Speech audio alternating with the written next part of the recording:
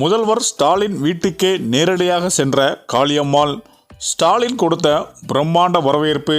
கடும் அதிர்ச்சியில் சீமான். அதாவது நாம் தமிழர் கட்சியின் பெண்கள் பாசறை மாநில ஒருங்கிணைப்பாளராக இருந்தவர் காளியம்மாள்.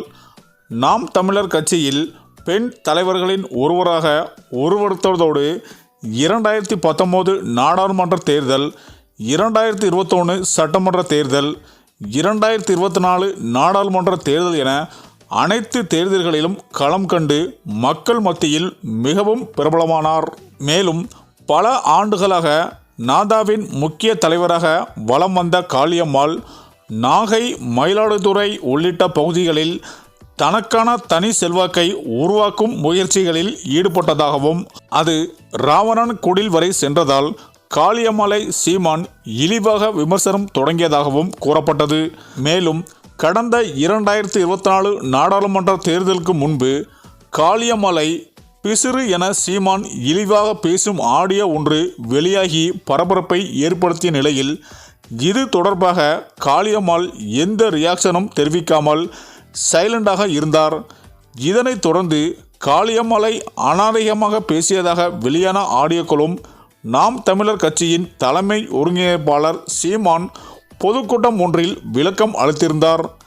அந்த பேச்சும் காளியம்மாள் ஆதரவாளர்களை மேலும் அதிர்ச்சிக்குள்ளாக்கியது. ஆக இப்படி சீமான் கடுமையாக விமர்சித்த ஆடியோ மற்றும் அந்த வீடியோவிற்கான கொடுத்த விளக்கம் அப்செட்டில் இருந்த காளியம்மாள் இப்போது முதலே நாம் தமிழர் கட்சியில் ஒட்டியும் ஒட்டாமலேயே இருந்து வந்தார்.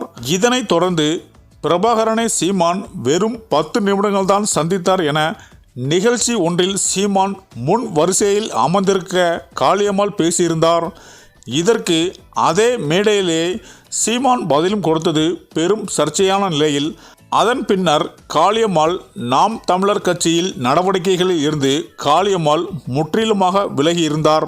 இதனிடையே தான் காளியம்மாள் நாம் தமிழர் கட்சியில் இருந்து வெளியேறி திமுகவில் இணைய உள்ளதாகவும், அதற்காக முதல்வர் ஸ்டாலினை சந்திக்க உள்ளதாகவும் தகவல்கள் வெளியாகி உள்ளது. இந்த சூழ்நிலைதான் அடுத்த மாதம் தூத்துக்குடி மணப்பாட்டில் திமுக காங்கிரஸ் நிர்வாகிகள் கலந்து கொள்ளவிருக்கும் உறவுகள் சங்கம் எனும் நிகழ்ச்சியில் சமூக செயல்பாட்டாளராக பங்கேற்கிறார் காளியம்மாள். மேலும் திமுக காங்கிரஸ் நிர்வாகிகள் பங்கேற்கும் இந்த நிகழ்வில் நாதாக காளியம்மாள் ஒரே மேடையை பகிர்ந்து கொள்கிறார் என்ற தகவலும் வெளியாகி அரசியல் வட்டாரத்தில் பெரும் பரபரப்பை ஏற்படுத்தியது.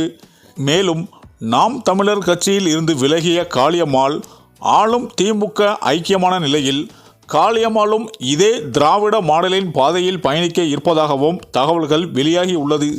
இந்த சூழ்நிலையில்தான் காளியம்மாள் நாம் தமிழர் கட்சியிலிருந்து விலகி உள்ளதால் இவர் எந்த கட்சியில் இணையப் போகிறார் என்று கடந்த சில நாட்களாகவே பரவலாக பேசப்பட்டு வந்தது.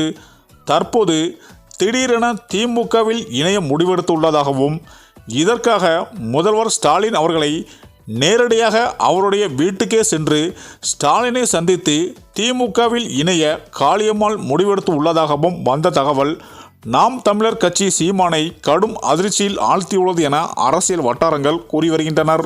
சரி, இந்த வீடியோ பற்றிய உங்கள் கருத்துக்களை கமெண்ட்ல சொல்லுங்க.